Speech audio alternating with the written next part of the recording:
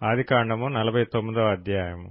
యాకోబు తన కుమారులను పిలిపించి ఇట్లనెను, మీరు కూడి రండి, అంత్యదినములలో మీకు సంభవింపబో సంగతులను మీకు తెలియజేసెదను. యాకోబు కుమారులారా, కూడివచ్చి ఆలకించుడి, మీ తండ్రి అయిన ఇశ్రాయేలు మాట వినుడి. రూబేను, నీవు నా పెద్ద కుమారుడువు, నా శక్తియు నా బలము యొక్క ప్రథమ ఫలమును, ఔన్నత్యాతిశయమును బలాతిశయమును నీవే. నీళ్లవలె చంచలుడువై నీవు అతిశయం పొందవు.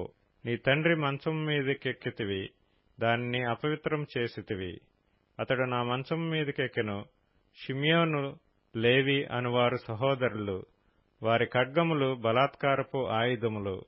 నా ప్రాణమా, వారి ఆలోచనల్లో చేరవద్దు. నా ఘనమా, వారి సంఘముతో కలుసుకొనవద్దు. వారు కోపం వచ్చి మనుషులను చంపిరి. తమ స్వేచ్ఛ చేత ఎద్దుల గుదికాలి నరములను తెగగొట్టిరి. వారి కోపము వేండ్రమైనది, వారి ఉగ్రతయు కఠినమైనది. అవి శపింపబడును. యాకోబులో వారిని విభజించెదను, ఇశ్రాయేలులో వారిని చెదరగొట్టెదను. యూదా, నీ సహోదరులు నిన్ను స్తుతించెదరు. నీ చెయ్యి నీ శత్రువుల మెడమీద ఉండును. నీ తండ్రి కుమారులు నీ ఎదుట సాగిలపడుదురు. యూదా కొదమసింహము, నా కుమారుడా, నీవు పట్టిన దాని తిని వచ్చితివి. సింహం వలన గర్జించు ఆడసింహం వలన అతడు కాళ్లు ముడుచుకొని పండుకొనెను. అతని లేపువాడెవడు? షిలోహు వచ్చు వరకు యూదా యొద్ద నుండి దండము తొలగదు, అతని కాళ్ల మధ్య నుండి రాజదండము తొలగదు.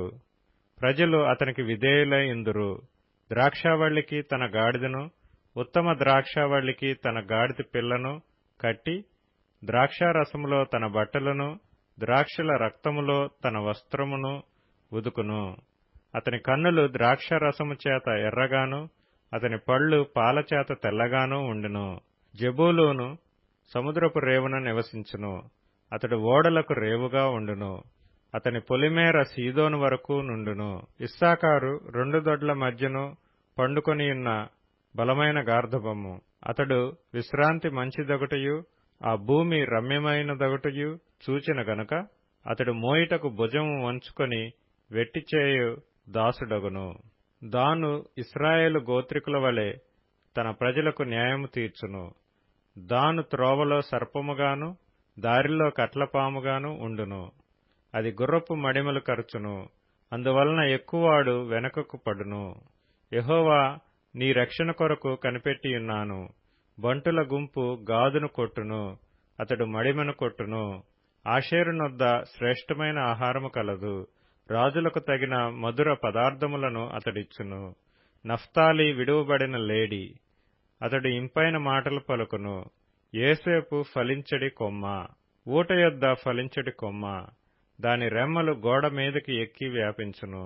విలుకాండ్రు అతని వేధించిరి, వారు బాణములను వేసి అతన్ని హింసించిరి. యాకోబు కొరచు పరాక్రమశాలి అయిన వాని హస్త బలము వలన అతని విల్లు బలమైనదగును.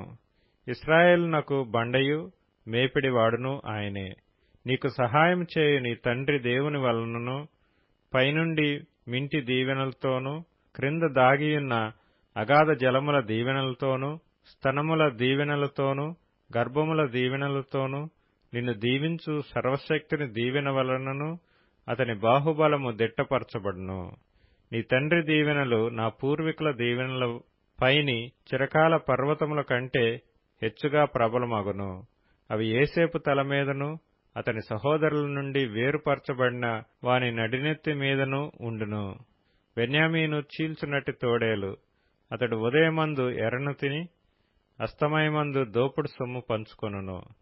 ఇవి అన్నియు ఇశ్రాయేలు 12 గోత్రములు. వారి తండ్రి వారిని దీవించుచు వారితో చెప్పినది ఇదే. ఎవరి దీవెన చొప్పున వారిని దీవించెను.